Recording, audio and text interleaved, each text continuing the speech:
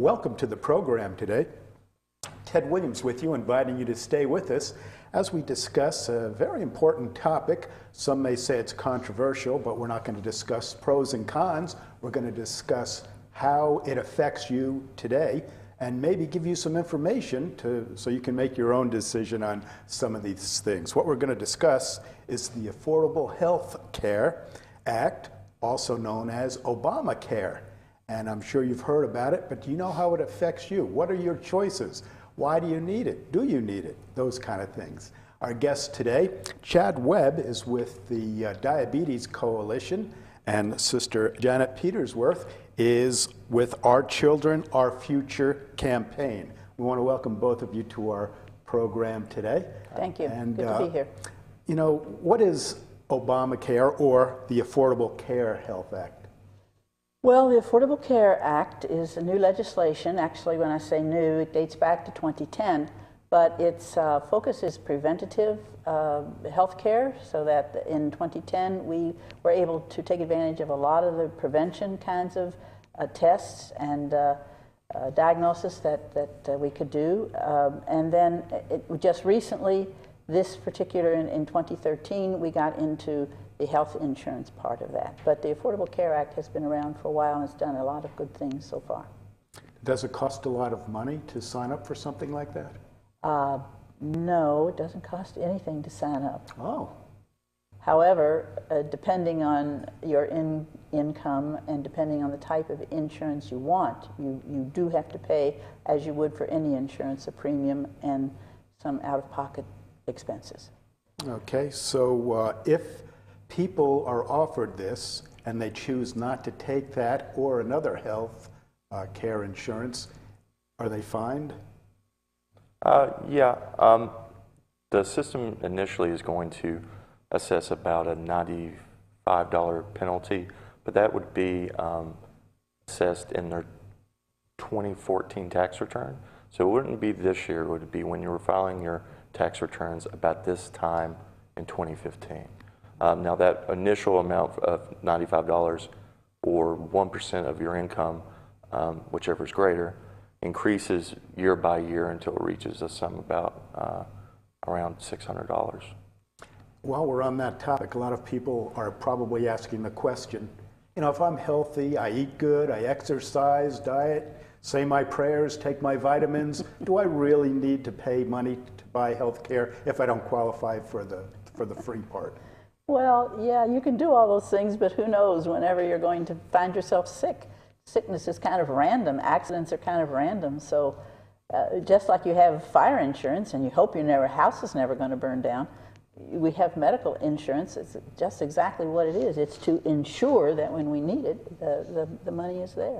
And medical care is very expensive. Yeah, really. We have a slide presentation that we'd like to show. This is geared particularly toward the Southern students, but it's good information for their parents or for anybody else in the community. So. Okay, well, let's see it then. Okay. The Affordable Care Act, as you introduced it, is its really official name, and it's kind of taken on a nickname, I guess, or a media name called Obamacare. And however, the real name of the legislation is the Affordable Care Act. The next slide, you'll see the president signing it, and with a number of people who helped to make this legislation happen. So, as I say, it's been around for a while. And in the next slide, Chad will talk about some other details. As Sister Janet mentioned earlier, this law was passed as the Patient Protection and Affordable Care Act back in 2010. It instituted a lot of different programs, namely consumer protections. Some of the big ones on that are insurance policies are no longer able, or insurance providers aren't allowed to discriminate on the basis of having a pre-existing condition. In addition, it also bans lifetime caps on policies. Some people would have healthcare costs that would hit this maximum and basically the policy just quits working. So that's been refined. Now, the next sort of element on the slide talking about the cost, the cost of the health insurance is subsidized depending on income and household size. All of that is based upon the federal poverty level. So, so for instance, Medicaid in the state of West Virginia, you can get up to 136% of the federal poverty level. And then beyond that, you move into what's called the qualified health plans. And those are subsidized health plans that have money to assist you in paying your monthly premiums, and up to a certain point, up to a certain income point, has money to assist with premium payments and co-payments, like your out-of-pocket expenses with your insurance. So as you just mentioned, they're not allowed to discriminate against pre-existing conditions anymore. So I imagine, and from what I understand so far, I know we're in the early stages, but a lot of people that haven't been to the doctor before are now starting to understand that they can go to the doctor and not have to pay all this extra money to at least get a physical and see how they are. One of the important things about this legislation is it's trying to get people funneled into what they call primary care. It's what you were talking about, is a person who just can't see a doctor on a regular basis. And the thinking behind that is, if you catch a problem early and you catch and you see a physician that can manage it a lot better than just going to the ER occasionally, that's going to be a lot. You're going to get a lot of healthcare savings out of that from just regular medicine and small doctor visit fees, rather than ER visit bills that can range in the thousands to tens of thousands of dollars. Sure. You have more in slides? Yes. As I was mentioning earlier, the fines do run from $95 on your 2014 tax return. All of these penalties and everything are funneled through the IRS. So any money that you would owe, or if you actually overpay for your health insurance, any money the government would owe you would be brought through your tax return, either as a credit or you owing the federal government taxes. And as I noted earlier, it goes from $95 up to $695, or 2.5% of family income, whichever is greater in 2016. And this next slide, this is just some of the basic terminology for dealing with the health insurance policies that you'll see outside of Medicaid through the exchange. Health insurance premium is just the monthly payment you typically pay just to be enrolled in the plan. Co-payment are the payments that you most often encounter as your out-of-pocket costs.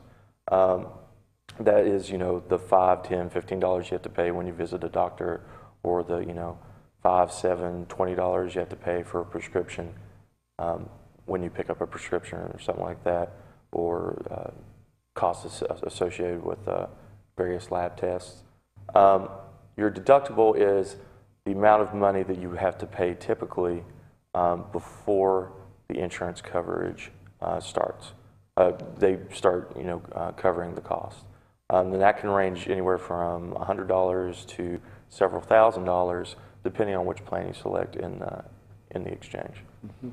And so when you select a plan, that depends also on the premiums you're willing to pay, right? Yes. And what you'll see on the website, or if you call the federal 1-800 number, or you receive documentation saying you've been accepted for one of these health plans, is you'll see what the cost will be normally, and also after all of the subsidies are applied. So there's a lot of stuff on the internet right now that's quoting people, prices, what their suggested monthly premiums are going to be. But we would advise that they actually get in contact and speak with someone at the Federal Exchange, or an assister like us, to see what your actual healthcare costs will be, because those online calculators don't take in fully all the subsidies that are available to everyone. And I can imagine some of the college students are saying, how long can I stay on my parents' plan before I have to get my own? Mm-hmm. Yes, and that's a good question. And they're also asking just the question you ask. I'm young, I'm healthy, I eat right, why do I need insurance? And the next slide says pretty much what I said at the beginning. So if we can see that, yes. Why do you need it? Well, because life happens. Because you might fall down and break your ankle. or you might have a very bad case of the flu, or you might get a rash, or you might have cramps, or you might be pregnant. All those reasons are reasons why we all need some kind of insurance. And so life happens to college students that are young and healthy and eat right, just like it happens to somebody that's, you know, a senior citizen. And so let's take a look at the next slide. So how expensive is it? Well, a hospital stay can be very expensive, and this particular slide gives you some estimated costs of what it would cost you, say, if you had a gallbladder attack and had to go have your gallbladder taken out. Or let's say you were hospitalized for something wrong with your digestive system. So these are just examples of how much that can cost you. Well, none of these insurance policies that are being offered under the Affordable Care Act come anywhere near costing that. Mm-hmm. So I think that's an issue. And in the next slide as well, childbirth. There you go, normal delivery, normal with complications. C-sections can run you anywhere from $10,000 to $29,000. And if you don't have insurance, that's a big bill, and you're going to be paying it off for a long time. So I think Chad's going to talk a little bit about how these students can afford health insurance. Yeah, on this next slide, there are a lot of options for students in this area for having some sort of health care coverage. You sort of mentioned it earlier. One of the main ways they can do it is remaining on, the ACA actually extended this age. You can stay on your parents' policy all the way up to age 26. That was one of the very first things that came online after the legislation was passed in 2010. Another option is buying a student plan that's offered through Southern West Virginia Community Technical College. There's also the Medicaid program if your income falls below that $15,856 per year. Of course, that is a no-cost health insurance. There's no monthly premium associated with it, and what co-pays are associated with it are very minimal. And then the last option, if you make more than that, you go into what they call the exchange, which allows you to purchase private policies with various subsidies both towards the premiums and the co-pays. On this next slide, talking about staying on your parents' policy, if your parents do have insurance and you're a young adult under the age of 26, you can remain on your parents' insurance. Whether you live with them or not? Or? Live with them or not. Okay. Whether or not you're married. And yeah, so this is it's a very good option. It's very easy to take advantage of, and of course it incurs no additional cost. It's just like you were on your insurance when you're a teenager. Sure. This next option is buying a student policy through Southern West Virginia Community Technical College. Southern does offer a plan through Gallagher Coster Insurance Company. Now, the student plan has variable costs depending on sort of what options you choose. Right, we were talking about this before the show. Some colleges, they automatically give you the insurance as part of the tuition, mm-hmm. and if you don't want that insurance, you have to opt out. Mm-hmm. At Southern, if the students ask about it, we can give them the information, but they still need to arrange it themselves, so mm-hmm. or stay on their parents, or they can shop. Yeah. Mm-hmm. If you bring back the slide. Now, of course, this is something you're going to want to talk to the registration people about if you are interested in this option. If you advance to the next slide, yeah. We have another option. The other option is related to Medicaid. West Virginia was fortunate in that our governor decided to expand our Medicaid, the amount that you can earn and still get a West Virginia medical card. Not every state did that.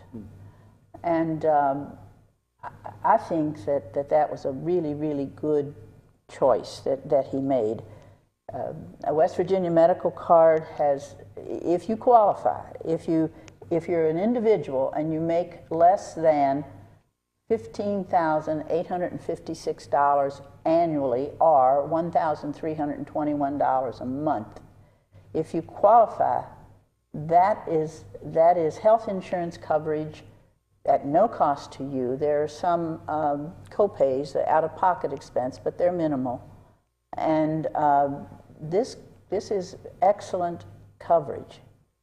It was before, the amount that you could earn was very limited. If students are working, for example, at fast food places and part-time and coming to college part-time, my guess is that they would not make more than this $15,000. It's almost $16,000 actually. If they are a single mother or father with a child, they'd be counted as a family of two. They could make up to $21,000 and still qualify for a West Virginia medical card. And a family of three, let's say you're single and you have two children, or you have a mom and a dad and one child, and you're a student, and the family doesn't make more than $26,900, you still qualify. The expanded Medicaid, I think, is really, really a good option. So we'd want students to think about that and to look at that and see if they qualify for that medical card. Advancing to the next slide. Your options, if you don't qualify for Medicaid, or you don't purchase insurance through Southern, or you don't have insurance through your parents, is to go into the health insurance marketplace. Everybody's probably heard about healthcare.gov. That's the primary way for West Virginia residents to sign up for these health insurance. They're called qualified health plans. Now, these run, the subsidy premiums we were talking about run all the way up from 136% of the federal poverty level all the way up to 400%. So for a family of four, you can receive some sort of subsidy almost up into $80,000 to $90,000 a year range. So there's subsidies available for a large percentage of the American population and a large percentage of West Virginians.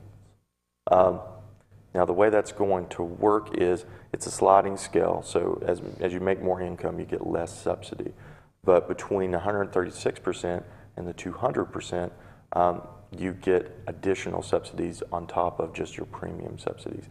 And for a lot of people that are working service industry jobs, minimum wage jobs, and just happen to be based on the size of their household, happen to be making more than the expanded Medicaid cutoff, the cost can be pretty minimal. We're talking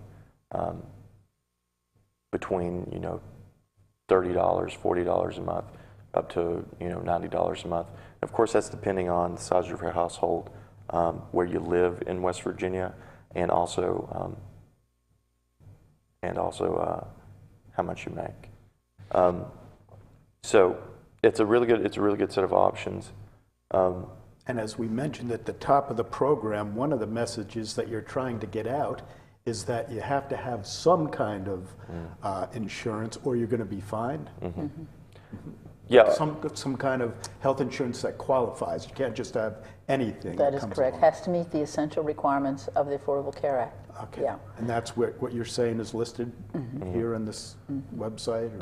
Those 11 policies are listed on the exchange. That you reach those by the 1-800 number, the federal 1-800 number, or healthcare.gov. And we have 11 different plans offered by Highmark, Blue Cross Blue Shield. All of those meet the standards, even the cheapest plan. Now, what's going to happen is, as you move through those plans, premiums are going to increase and the level of coverage you receive is going to increase. But the bare minimum one basically covers you for what they call catastrophic events, which is basically getting hit by a car, or having a serious injury, or being stricken with a serious illness. What that's going to do is you're going to have to pay a lot of out-of-pocket costs. Once you hit this threshold, the coverage begins to cover 100% of your costs. So you're going to have not a huge amount of cost up front, but it's going to prevent you from having those $40,000, $50,000, $60,000, $70,000, $80,000 hospital bills for just some unforeseen event. And I think you can have 3 visits to a physician in the course of a year with that catastrophic plan. That plan is for sort of a limited population, though. It's for the younger people, those people that you're talking about, that don't think they're ever going to get sick. So, you know, it's something to look at. It has not been very popular in West Virginia. We got some statistics today, which I think are interesting. So far, over 18,000 West Virginians have completed applications, and that represents 26,800 people. So that would be, you might complete an application, but there might be 2 or 3 people on your application that are going to get covered through that. And we have another 10,000 plus who have qualified for the expanded Medicaid. And so we're very interested in trying to get people to go on and get signed up, because sooner or later they're going to have to do it. And I've run into people who will say, well, you know, I don't want the government telling me this. Well, we have to have automobile licenses. They tell us that. There are other things that are laws that we comply with. And so this is the law. And we can debate it all we want, but it is the law right now. Okay, any more slides? Excuse me. Yes, if you'll go to the one about prevention. We said earlier that already in 2010, the new health care law emphasized the prevention. So Americans can now have annual preventative care. They can visit their physician, and they can have tests such as mammograms. They can have other tests that would be related to, say, pre-cancer kinds of conditions. These are basically free. The insurance pays for them completely. These are on all the qualified programs, or this is the ACA? This is under the law. No matter which program you qualify for. These prevention things are there for your taking. The FDA-approved birth control pills and devices are preventative care, and they're fully covered, and 62 different types of screenings that you can have. So that's been around, but I don't think the general population really realized that and has taken as much advantage of that as they might. Right. Well, probably a lot of people are wondering, you know, this sounds like something I could qualify for.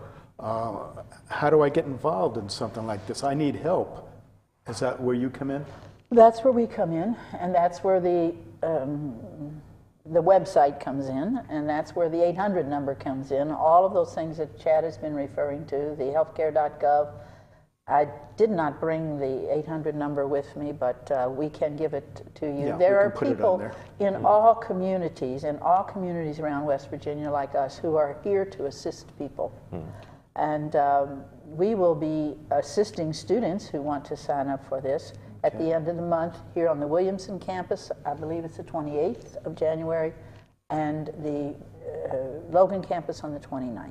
And we'll be in the lobbies or the foyers or wherever the students gather to answer questions and to help them sign up if they like.